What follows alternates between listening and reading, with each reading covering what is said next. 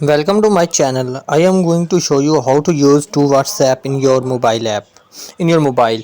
So first of all you have need to go in your Play Store.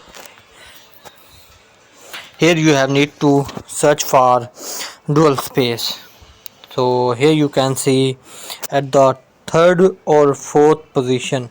Sorry, you can see at the second position dual space. You have need to install it. After installation you should use it.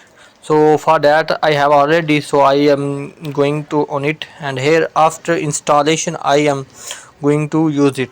So here you have a plus icon. You can use multiple apps here. So for that, if you want to use your WhatsApp, so you have need to pick your number here. So all that. Thanks for watching. Here you can use second your WhatsApp. You can see here my first WhatsApp, and after that you can see my second WhatsApp. Thanks for watching. Please subscribe this channel, share, like, and also comment.